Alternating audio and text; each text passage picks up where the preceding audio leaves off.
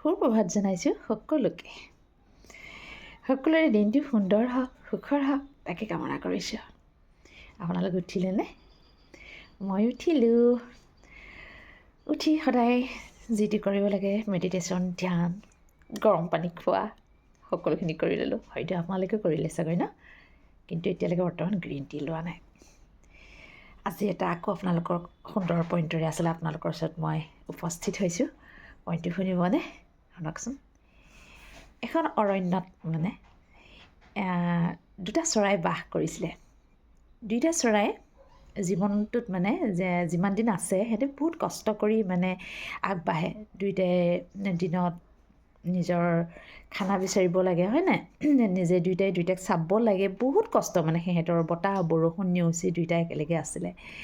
এদিন সিহঁতে দুইটাই মতাটোৱে ক'লে যে মাইকীজনী বোলা আমি এটা ধুনীয়া ঘৰ বনাই লওঁ, আমি কিমান এনেকৈ থাকিম। চৰাইকেইটাই সিহঁতে ক'ৰবাত গছৰ খুৰুঙত বা ক'ৰবাত এনেকৈ থাকে আৰু, কিন্তু সিহঁতে এটা যে বাঁহ সাজিব লাগে সেই বস্তুটো মনলৈ অহা নাছিলে। এদিন মতাটোৱে ক'লে যে এই আমুক মোৰ চৰাইৰো বন্ধু বান্ধৱী থাকে ন, দেখিছে যে এনেকৈ ঘৰ বনাই ধুনীয়াকৈ থাকে, আমিও থাকিম। সিহঁতে বনাই ল'লে ঘৰটো। বনাই সিহঁতে এসপ্তাহমান থাকিলে। বনোৱাৰ পিছত সিহঁতৰ জীৱনলৈ এটা কাল অমানিশা নামি আহিলে। কি জানেনে?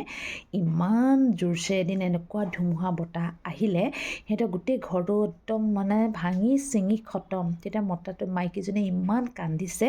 তেতিয়া কান্দি সিহঁতে ভগৱানৰ ওচৰলৈ গৈছে। ভগৱানক কৈছিলে যে হে ভগৱান, তুমি কেলৈ মোৰ ঘৰটো ভাঙি দিলা? ইমান কষ্ট কৰি ঘৰটো বনাইছিলোঁ, আমাৰ জীৱনটো ইমান কষ্টৰে আগবাঢ়িছে।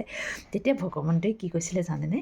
চোৱা, তোমালোকৰ ঘৰটো মই কিয় ভাঙি দিলোঁ তুমি জানানে?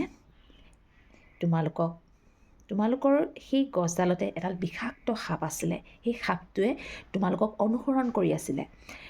যদি তোমালোকৰ ঘৰটো মই সেইদিনাখন ধুমুহা আনি ভাঙি নিদিয়া হ'লে তোমালোক দুইটাকে খাই দিলে হয়। সেইকাৰণে মই তোমালোকক বচাবৰ কাৰণে, ৰক্ষা কৰিবৰ কাৰণে মই সেইডোখৰত উপস্থিত হ'লোঁ। উপস্থিত হৈ ইমান জোৰছে ধুমুহা আনি দিছোঁ নহয়, তোমালোকৰ ঘৰটো ভাঙি দিয়াৰ লগে লগে তোমালোক দুইটা উৰি গুচি গ'লা, কিন্তু তোমালোক বাচি গ'লা। তোমালোকেতো এতিয়া আকৌ ঘৰ বনাব পাৰিবা ন?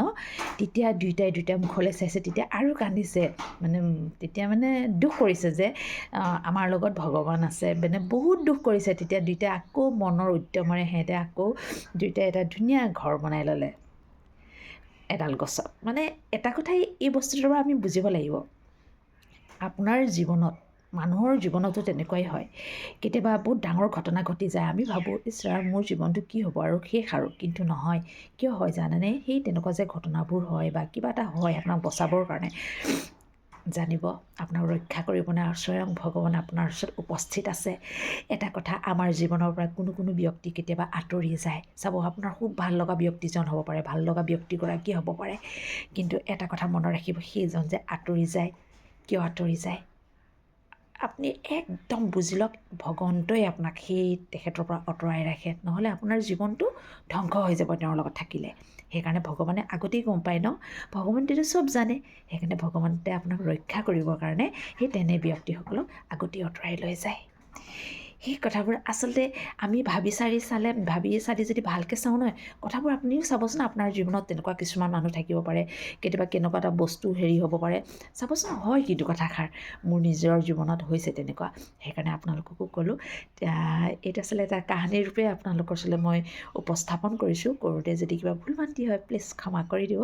ঠিক আছে, আকৌ এবাৰ কওঁ, আপোনালোকৰ দিনটো সুন্দৰ হওক, সুখৰ হওক তাকে কামনা কৰোঁ। নমস্কাৰ।